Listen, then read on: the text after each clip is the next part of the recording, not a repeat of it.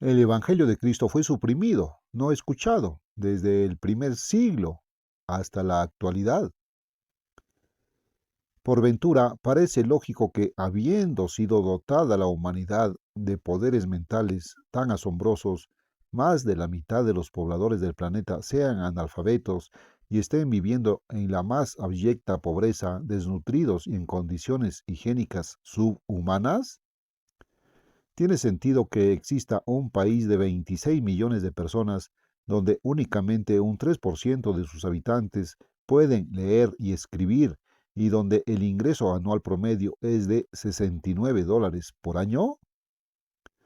¿Acaso no es un contrasentido que la civilización humana haya desarrollado la ciencia moderna, el sistema educativo, las distintas religiones que se profesan en el mundo, los grandes gobiernos, y que, a pesar de todo ello, ignore por completo cuál es el camino que conduce a la paz mundial?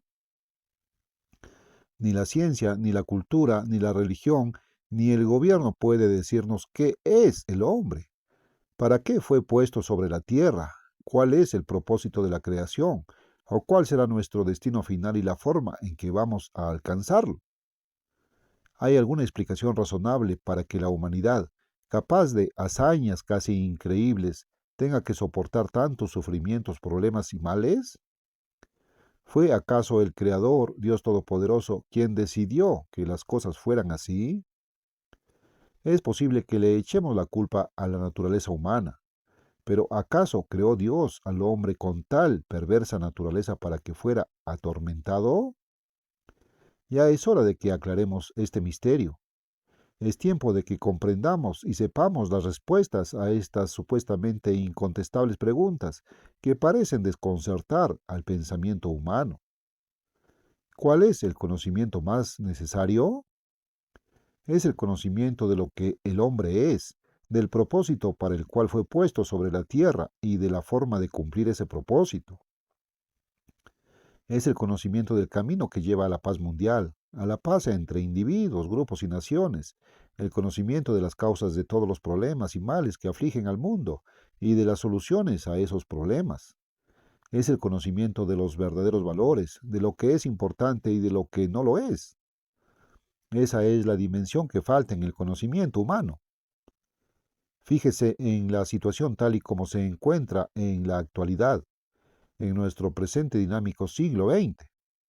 Se supone que esta es la época del intelectualismo y del descubrimiento en masa del conocimiento, pero tanto la ciencia moderna como el sistema educativo de nuestra sociedad han rechazado la única fuente, la revelación divina, de ese conocimiento básico, y ninguna religión nos ha proporcionado este tan necesario conocimiento, aunque lo contiene el libro que generalmente se supone que es la fuente de las creencias de por lo menos tres de las grandes religiones del mundo. Note cuál era la situación hace más de 1900 años. Jesucristo vino del cielo con un mensaje de Dios conteniendo este conocimiento, pero aún la mayoría de aquellos que creyeron en él descreyeron el mensaje. Por declararlo, Jesús fue crucificado. Sus apóstoles lo propagaron y ellos también fueron martirizados, con la posible excepción de uno de ellos. Antes del fin del siglo I, el mensaje del Evangelio de Cristo fue suprimido y un evangelio falso proclamado. Ahora retrocedamos al principio de la existencia de la humanidad en la tierra. Nuestros primeros padres rechazaron este conocimiento, revelado que les fue impartido en persona por el Creador mismo. No creyeron lo que Dios les dijo, pero sí aceptaron las mentiras de Satanás. Desobedecieron a Dios al robar el fruto prohibido. Tomaron para sí mismos el conocimiento del bien y del mal. Desde entonces toda la humanidad ha seguido el ejemplo de ellos. Pero el eterno Dios no ha querido dejarnos sin ese conocimiento. Por el contrario, lo ha revelado y ha hecho que la verdad sea accesible para cualquier ser humano que esté dispuesto a creer lo que Él dijo. Esa verdad está en la Sagrada Biblia, el libro de los libros, el libro inspirado por Dios. Y este libro se ha convertido en el de mayor venta en el mundo entero, pero ha sido mal interpretado y erróneamente comprendido. Los hombres han escrito incontables millones de libros, y la gente, por lo general, Cree en lo que esos libros dicen, aunque su contenido pueda ser total o parcialmente erróneo. A pesar de todo, el texto de estos libros es aceptado literalmente. Se admite que puede comprenderse lo que dicen. Con la Biblia, sin embargo, la actitud es distinta y se nos dice que no debemos aceptarla literalmente. Los hombres, pues, no creen que este libro realmente quiera decir lo que sus palabras nos están diciendo. Se trata de la mismísima palabra de Dios, pero se niegan a creerla. Y así, la humanidad incrédula continúa su peregrinación tropezando, creando para sí un sinnúmero de problemas, así como descontentos, infelicidad, dolor, llanto y muerte. Mientras tanto, y afortunadamente, el mensaje del Dios verdadero y misericordioso, ese conocimiento vital ausente del saber humano, sigue estando al alcance de quienes quieran creer las palabras divinas y obedecerlas. Hace unos 51 años, basado en prueba, que yo empecé a creer y obedecer. Y en su palabra, el Dios viviente me abrió el entendimiento al sorprendente potencial humano, a la dimensión perdida en el conocimiento, a los resultados de los males que sufre la humanidad, al camino que conduce a la paz mundial, como también a la manera en que ésta vendrá. Y el mismo Dios de toda la creación está ahora abriéndome las puertas de tal modo que estoy encontrando favor en los ojos de los jefes de Estado alrededor del mundo, como un embajador sin cartera para la paz mundial y como un mediador en favor de los lazos de comprensión entre las naciones. En la Biblia, Dios se nos revela como creador de todo, no solo de la tierra y del hombre, sino del vasto e ilimitado universo. En una noche clara y sin nubes podemos admirar el firmamento constelado de estrellas. El hacedor de la humanidad es también el creador de esa gran maravilla. ¿Es acaso posible que haya una relación que los hombres no hemos aprendido entre las galaxias con sus soles y planetas y nosotros mismos? En esta exposición verdadera de la dimensión perdida en el conocimiento y del increíble potencial humano, me parece justificado que primero nos fijemos en la magnitud del propósito general del Creador. Prepárese para descubrir un conocimiento estimulante y nuevo, para comprender el increíble y estupendo potencial para el cual la humanidad fue puesta sobre la faz de la Tierra. Winston Churchill, ante el Congreso de los Estados Unidos, dijo que existía un propósito que estaba cumpliéndose o realizándose aquí en la Tierra. Pocos, sin embargo, saben cuál es ese propósito, a pesar de que nos ha sido explícitamente revelado. Y ese propósito contiene la más sorprendente y maravillosa verdad, fuente de esperanzas, que Dios pudiera comunicar al hombre. Nunca le han intrigado los incontables millones de estrellas que iluminan el cielo en medio de una noche que, salvo por la luz de esos astros, se nos presentaría totalmente oscura. Algunas veces nos dan la impresión de que son los desprendimientos o fragmentaciones de un enorme cohete que se ha desintegrado en una resplandeciente lluvia de luz. Muchas de esas estrellas son soles inmensos, mucho mayores que el nuestro. Probablemente la mayoría de ellas están circundadas por planetas, al igual que nuestro Sol está rodeado por Mercurio, Venus, la Tierra, Marte, Saturno y los demás cuerpos planetarios de nuestro sistema solar. ¿Nunca se ha puesto a pensar acerca de esos astros? ¿Estará habitado alguno de ellos? Son cuerpos celestes que han evolucionado, según teorizan astrónomos, geólogos y biólogos. ¿Fueron hechos por un creador omnisciente y todopoderoso? ¿Fueron creados y puestos en el espacio para cumplir algún propósito? ¿Contiene alguno de los planetas alguna forma de vida o son como nuestra luna, inertes, vacíos, inhabitables? Y si efectivamente se encuentran en ese estado de inercia y decadencia, ¿por qué un creador inteligente los creó así? ¿O acaso no los creó él? Estas son en realidad preguntas intrigantes. Los científicos están sumamente interesados en saber más sobre estos innumerables y enormes cuerpos celestes allá en el espacio. Los científicos no saben mucho sobre el origen de estos cuerpos cósmicos extraordinarios. Existen muchas teorías, muchas hipótesis en cuanto a cómo fueron formados, pero no basadas en auténticos hechos revelados. La ciencia generalmente rechaza la revelación como fuente básica del conocimiento. Los astrónomos durante centenares de años se han intrigado por los cuerpos siderales y muchos han dedicado sus vidas a estudiarlos con el auxilio de telescopios que cada día se perfeccionan más y más. Sin embargo, nada han aprendido acerca del propósito que cumple la existencia de esos cuerpos astrales. Ni siquiera saben con certeza si hay o no un propósito.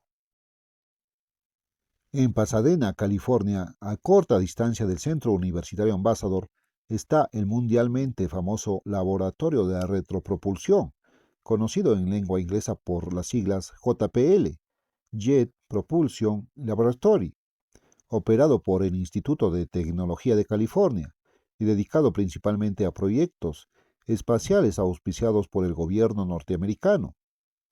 Allí se diseñan y producen naves espaciales no tripuladas para ser enviadas al espacio exterior, donde tomarán fotografías de otros planetas de nuestro sistema solar, que luego remitirán a la Tierra. En diciembre de 1974 se recibieron varias, tomadas a una distancia relativamente cerca del planeta Júpiter, a 41.000 kilómetros. Esas fotografías proporcionaron a los científicos conocimiento adicional acerca del mayor de los planetas de nuestro sistema, pero no ofrecieron prueba alguna de que allí existiera vida o de que hubiera condiciones físicas capaces de sostener alguna forma de vida. Después, el 9 de febrero, los astrónomos de la Universidad de Arizona alegaron haber descubierto, por medio de un telescopio, indicios de la existencia de agua en Júpiter. Esto es algo que yo considero muy improbable. Naturalmente, el planeta Marte ha captado la mayor atención. ¿No se ha preguntado alguna vez si Marte es habitado? ¿Qué clase de vida existe allí? Esta es la pregunta que ha proporcionado el tema de tantas películas de ciencia ficción y aún una serie de televisión vista por millones de personas en los Estados Unidos. Pero, ¿existe alguna forma de vida en Marte u otro planeta, ya sea muy inferior o muy superior a la vida humana?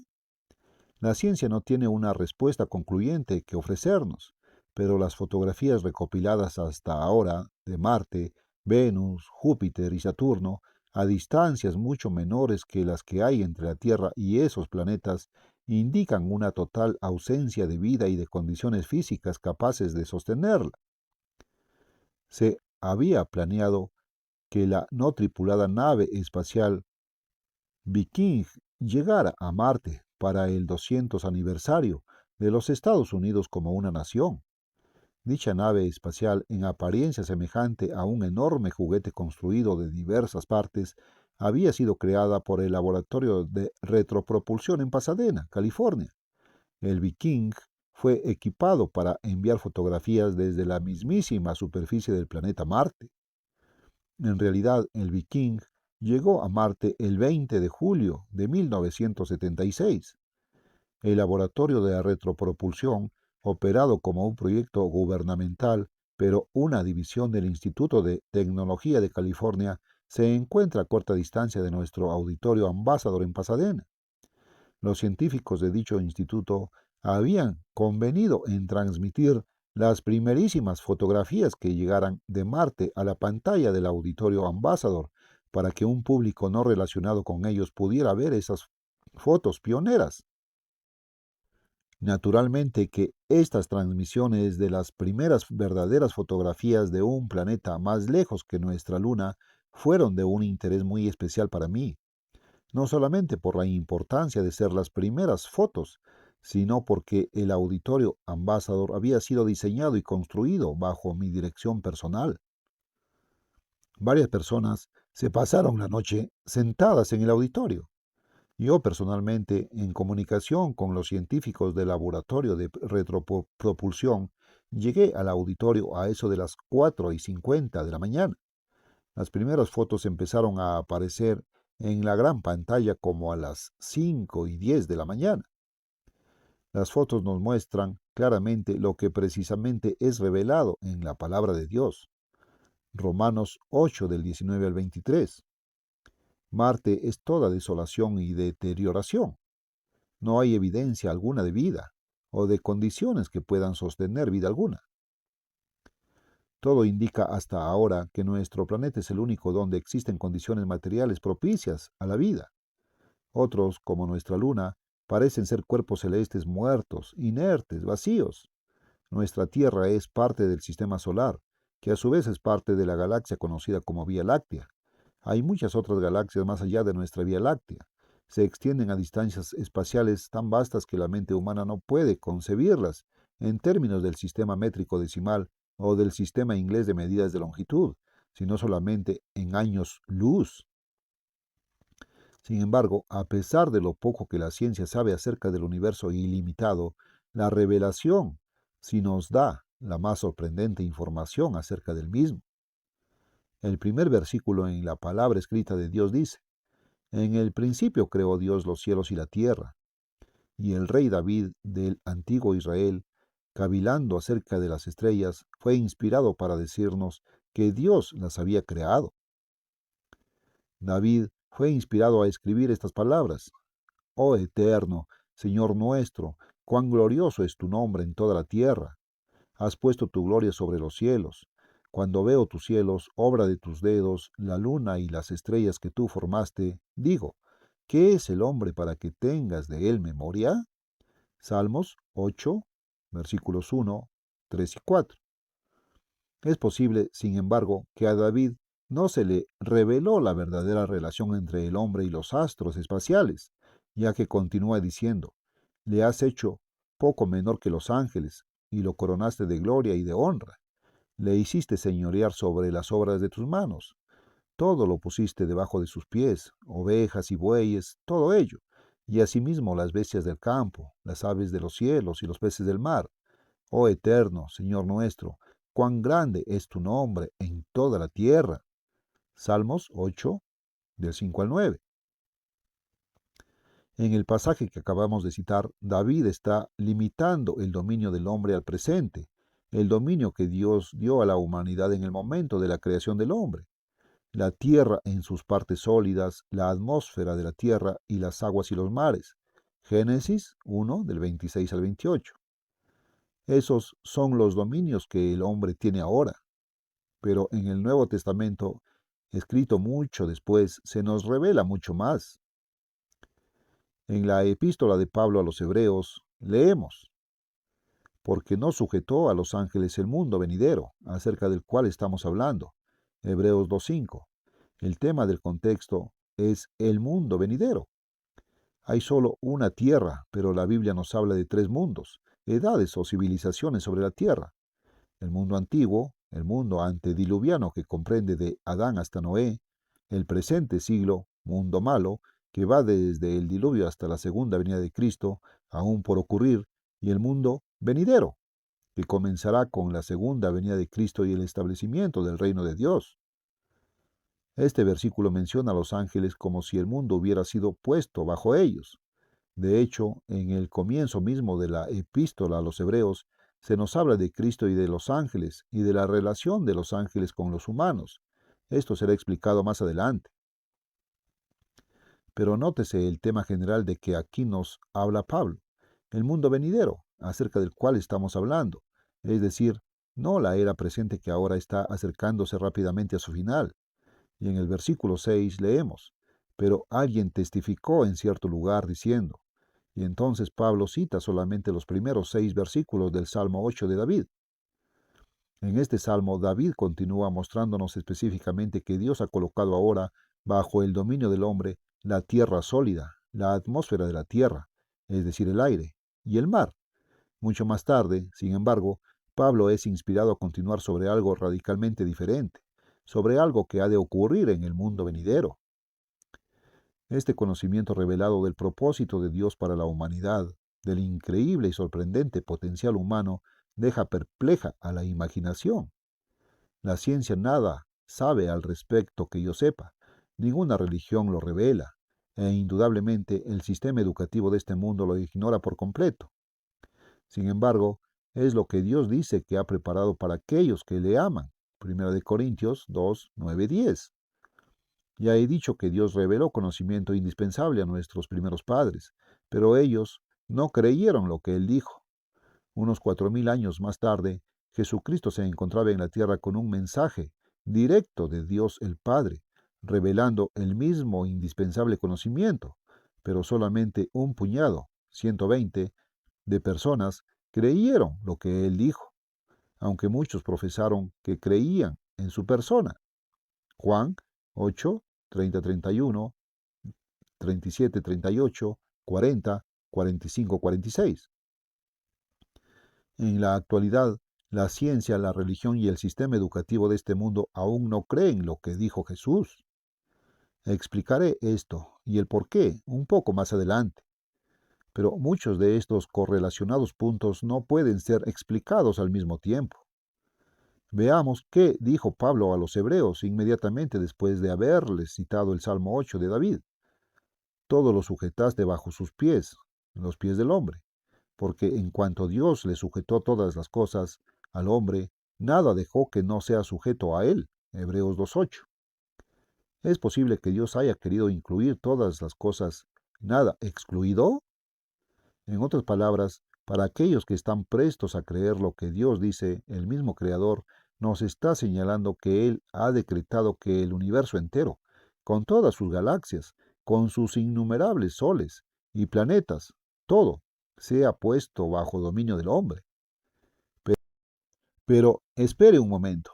Antes de que usted rechace esa verdad, lea las palabras que siguen en el mismo versículo.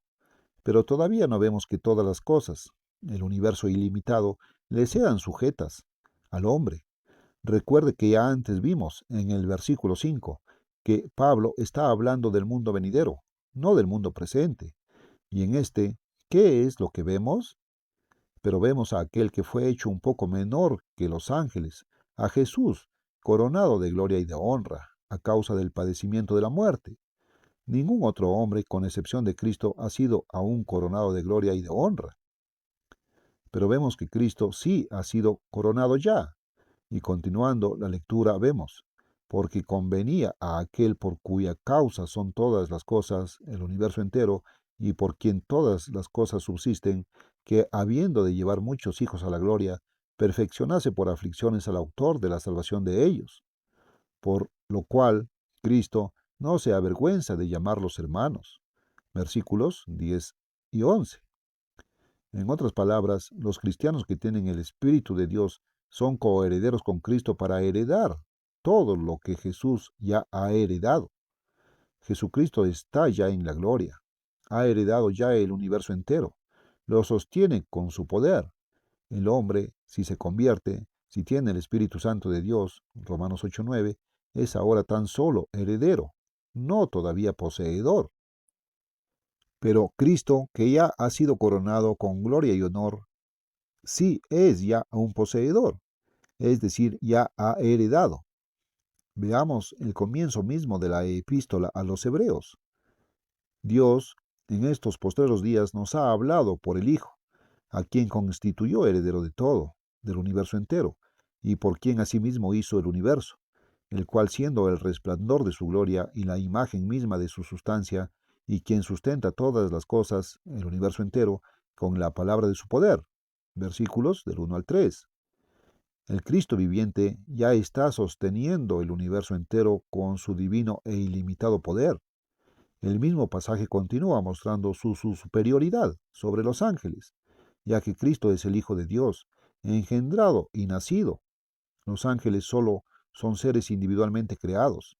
Los ángeles son ahora espíritus invisibles para nosotros, que nos sirven a nosotros, que ahora tenemos un rango inferior al de ellos, pero que somos herederos de la salvación cuando, como Cristo, nos convirtamos en hijos nacidos de Dios. Hebreos 1 del 4 al 14.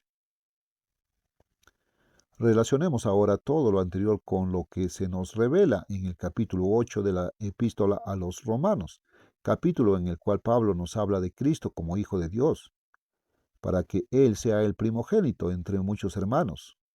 8:29. Los hombres que tienen el Espíritu Santo de Dios son herederos de Dios y coherederos con Cristo, que es el único entre todos los seres humanos que ya ha nacido de Dios por medio de una resurrección de entre los muertos. 1:4.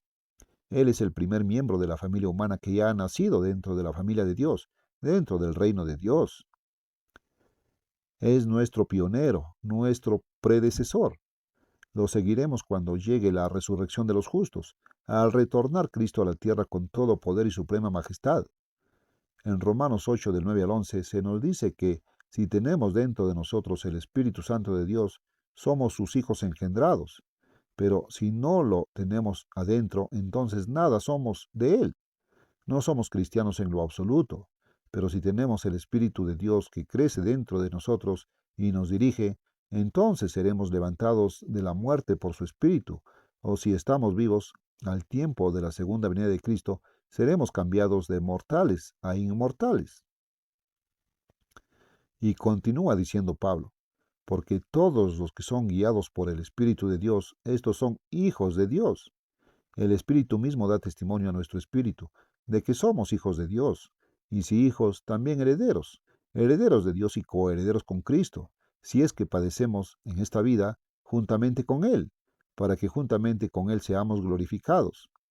Pues tengo por cierto que las aflicciones del tiempo presente no son comparables con la gloria venidera que en nosotros ha de manifestarse. Romanos 8, del 14 al 18. Continuemos con el siguiente pasaje, también del mismo capítulo, porque el anhelo ardiente de la creación es el aguardar la manifestación de los hijos de Dios, porque la creación, todos los soles, planetas, estrellas y lunas, fue sujetada a vanidad, no por su propia voluntad, sino por causa del que la sujetó en esperanza, porque también la creación misma será libertada de la esclavitud de corrupción, a la libertad gloriosa de los hijos de Dios, porque sabemos que toda la creación, estrellas, soles y lunas, ahora en decadencia y vacuidad, gime a una, y a una está con dolores de parto hasta ahora, y no solo ella, sino que también nosotros mismos, humanos espiritualmente concebidos, que tenemos las primicias del Espíritu, los pocos que ahora están siendo llamados a la salvación, los primeros frutos. Nosotros también gemimos dentro de nosotros mismos, esperando la adopción. Versículos del 19 al 23. ¡Qué maravillosa y sorprendente revelación! Es imposible encontrar un pasaje más revelador. Uno no puede captar en toda su dimensión y profundidad el contenido si lo lee rápidamente, sin fijarse muy bien en lo que se nos está revelando. Primero cité el versículo 29 de ese capítulo 8, en el cual se nos dice que Cristo fue el primogénito entre muchos hermanos. En el capítulo 1 de la epístola a los Hebreos, vemos que Cristo, el primer humano nacido por una resurrección de entre los muertos, ha sido glorificado y sostiene ahora el universo entero. Es el pionero que nos ha precedido. A la segunda venida de Cristo a la tierra, en toda su gloria y majestad, los que se hayan convertido y hayan recibido el Espíritu Santo de Dios, nacerán por una resurrección dentro de la familia de Dios. Y entonces el universo entero será puesto bajo sujeción del hombre.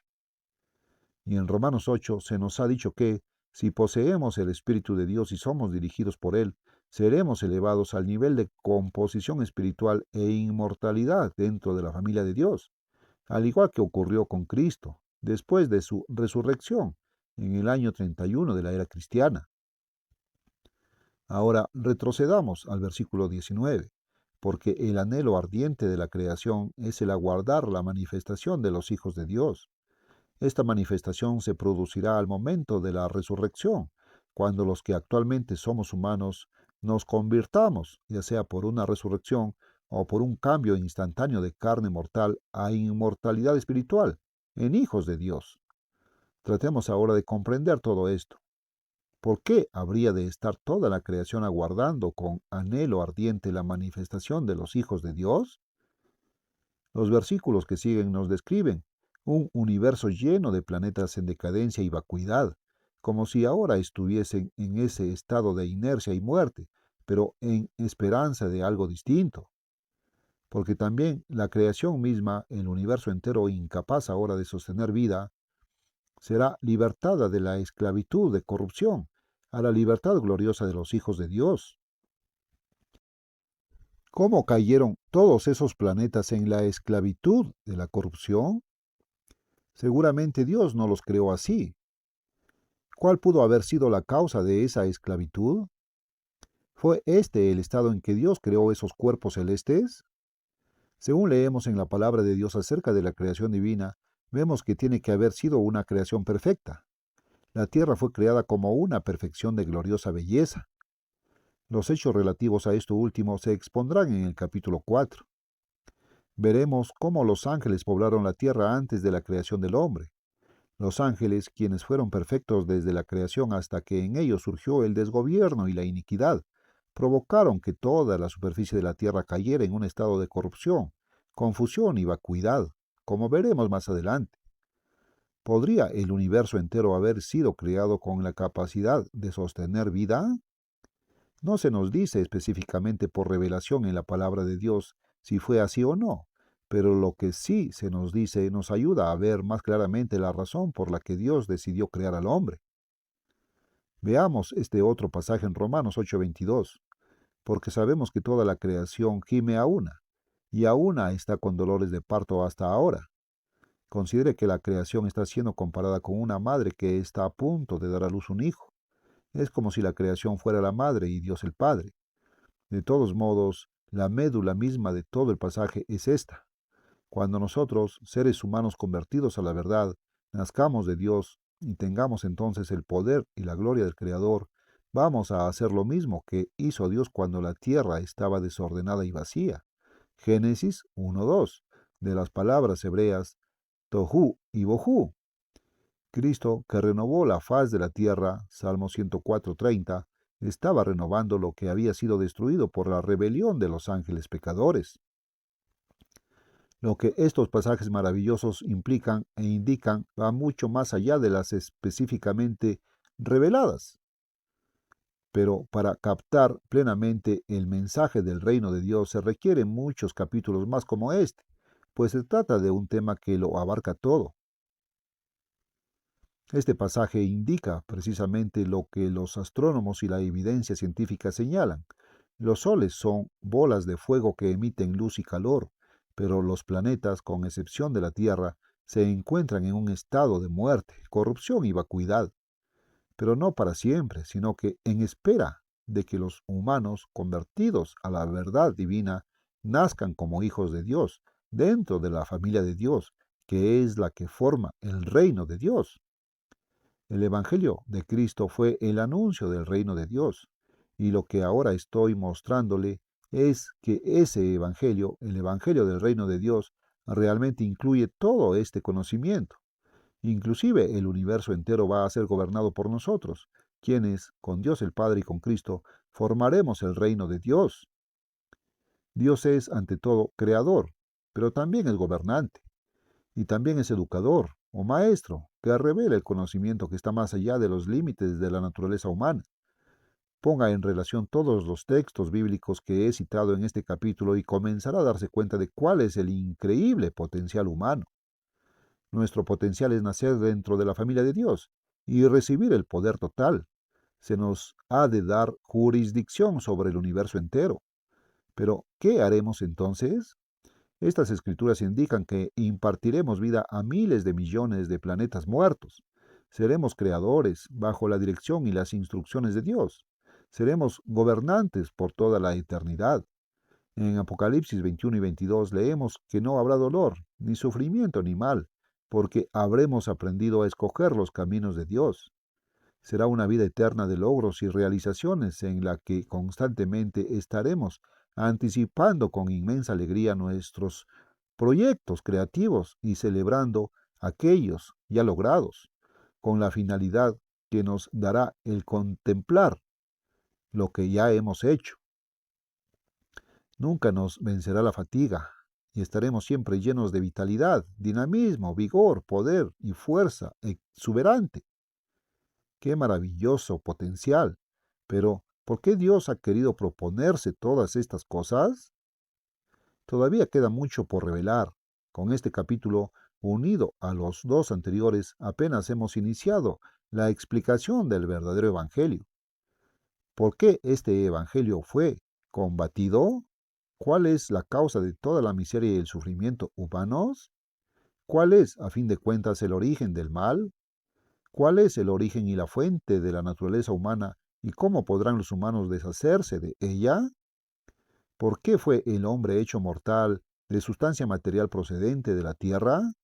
¿Cuál es la razón por la que el hombre, que es compuesto de materia como los animales, tiene una mente miles de veces más grande en capacidad productiva mental que los animales, cuyos cerebros son virtualmente iguales al cerebro humano, tan cuantitativamente como cualitativamente? ¿Por qué la mente humana, que pudo inventar la computadora y cohetes que llevaron al hombre a la luna y lo regresaron a la Tierra, se encuentra incapacitada para enfrentarse a sus propios problemas y relaciones con otros seres humanos aquí en la Tierra? Todas estas cosas serán explicadas. La ciencia no tiene las contestaciones. Las religiones han fallado en hacerlas saber. El sistema educativo ignora las respuestas a estos interrogantes. Pero, para comprender la pura verdad, siga leyendo.